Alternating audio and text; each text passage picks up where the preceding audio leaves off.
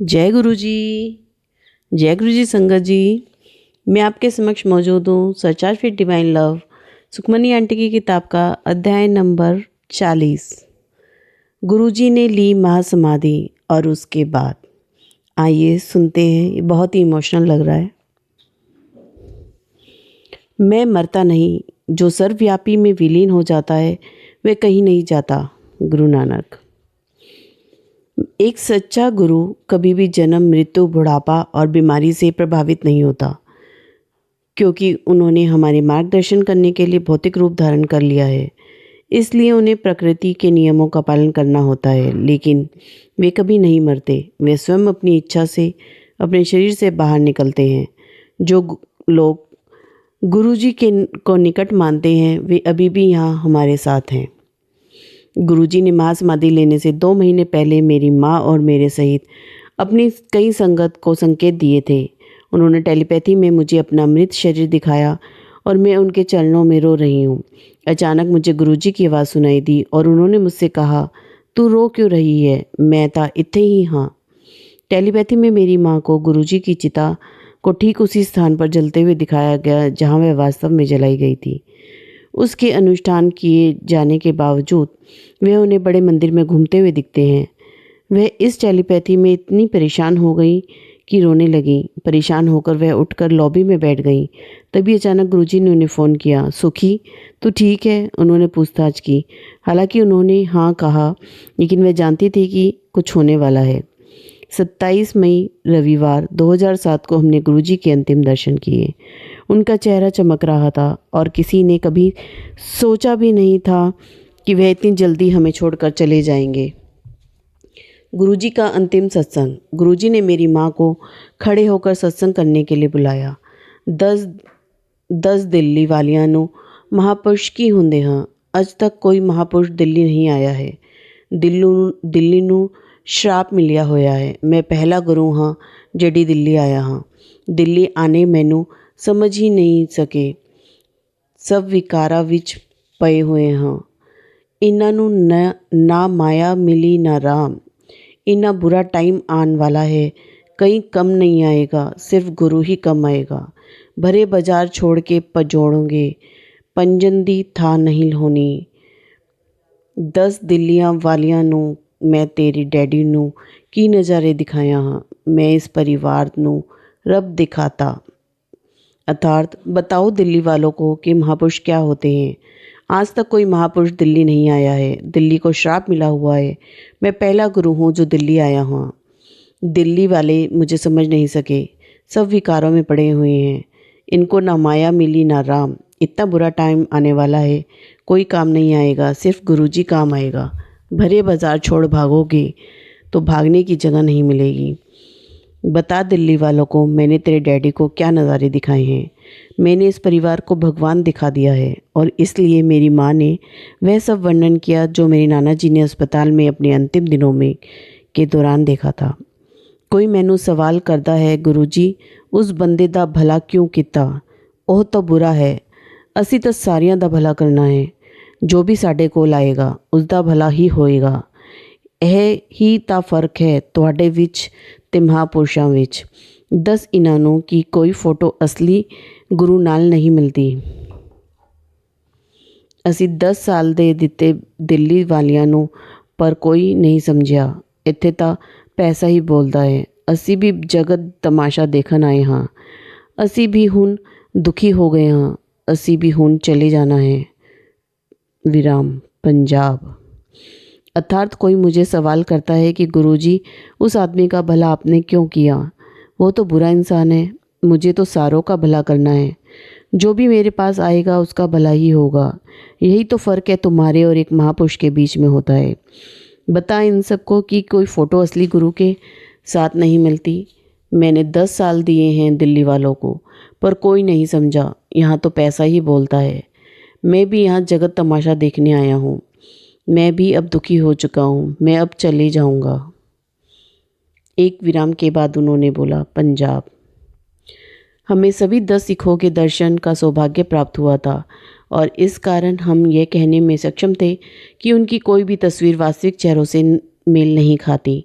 उस रात गुरुजी ने हमें अगले दिन चंडीगढ़ वापस जाने की अनुमति दे दी। गुड़गांव तक हमारी पूरी ड्राइव के दौरान हम रात के लिए ठहरे थे, हमने उनकी खुशबू को अपने साथ महसूस किया। उस रात गुरुजी टेलीपैथी में मेरे पास आए और बोले, इस हफ्ते फिर आना है दिल्ली।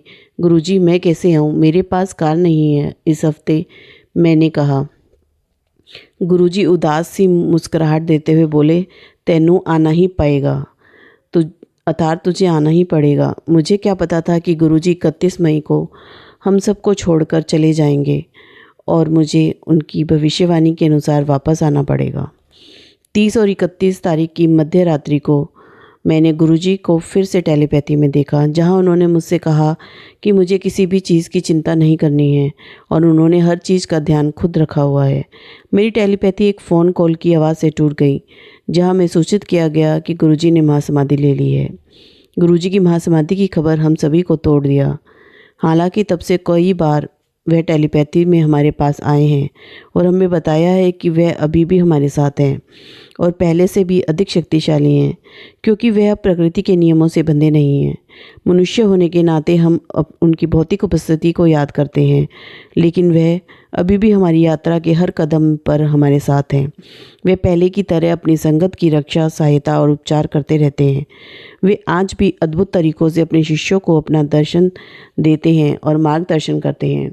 जो लोग गुरुजी से उनके भौतिक रूप में कभी नहीं मिले, वे आज भी न केवल बीमारियों से ठीक हो रहे हैं, बल्कि उनका मार्गदर्शन हो रहा है, उन्हें गुरुजी के दिव्य दर्शन भी हो रहे हैं। ऐसी कई घटनाएं हुई हैं जहां गुरुजी अपनी महासमाधि के बाद भी मेरी सहायता के लिए आए हैं। मैं हैदराबाद से चंडीगढ़ जा रही थी। चूँकि मेरी सभी यात्रा की योजनाएं उस कंपनी द्वारा व्यवस्थित की जाती हैं जिसके लिए मैं काम करती हूँ, मुझे एहसास हुआ कि दिल्ली से चंडीगढ़ के लिए अपनी कनेक्टिंग फ़्लाइट पकड़ने के लिए मेरे पास मुश्किल से 1 घंटा था। इससे भी बुरी बात यह थी कि मुझे टर्मिनल बदलना पड़ना था।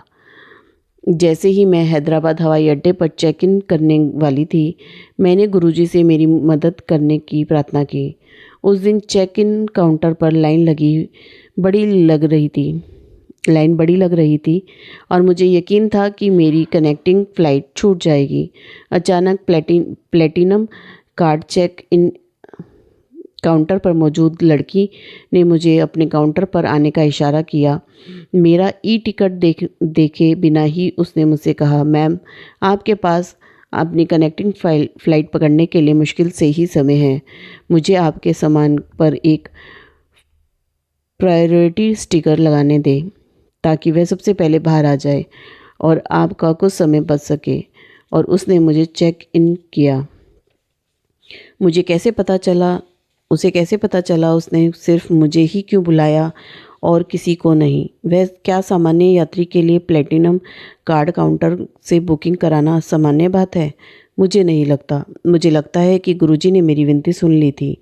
जैसा कि मैं उम्मीद कर रही थी, हैदराबाद से उड़ान लगभग आधे घंटे की देरी से थी और इसका मतलब था कि मेरे पास अपना सामान लेने, अपना टर्मिनल बदलने और कनेक्टिंग फ़्लाइट पकड़ने के लिए सिर्फ आधे घंटे का समय था।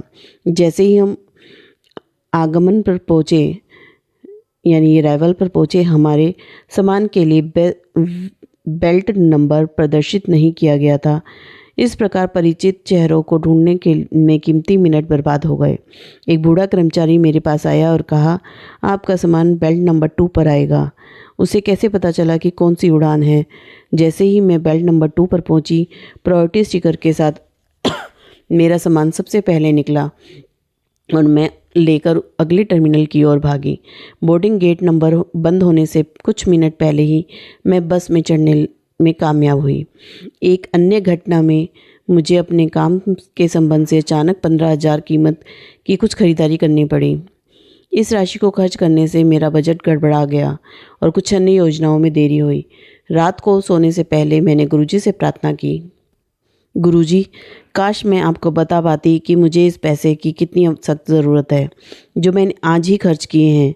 काश आप कुछ पैसों से मेरी मदद कर पाते।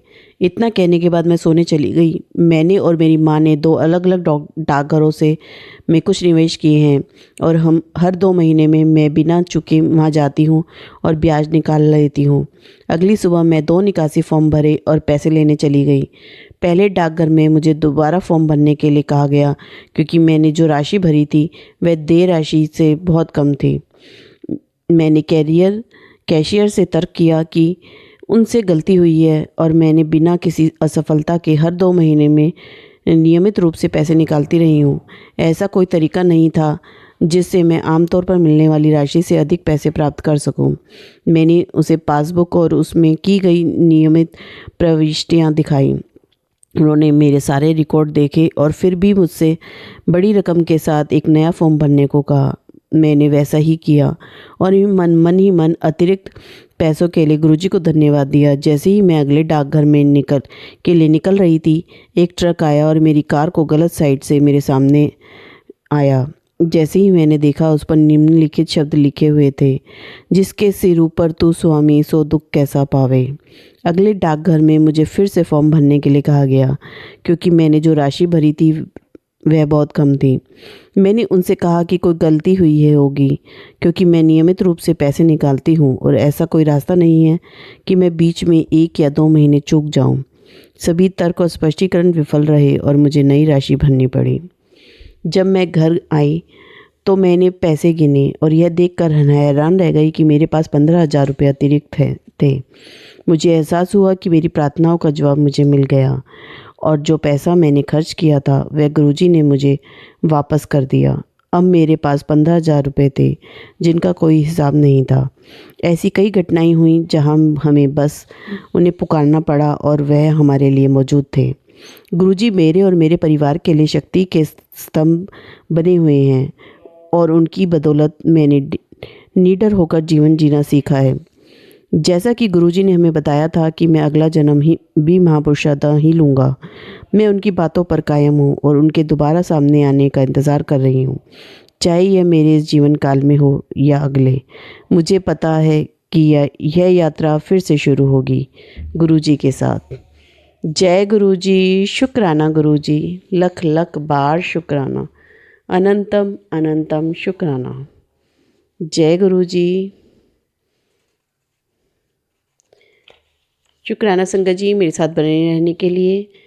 आप इसी तरह मेरे साथ बने रहें और मेरे चैनल को सब्सक्राइब नहीं किया हो तो जल्दी से सब्सक्राइब कर दें एंड लाइक ज़रूर करें। जय गुरुजी।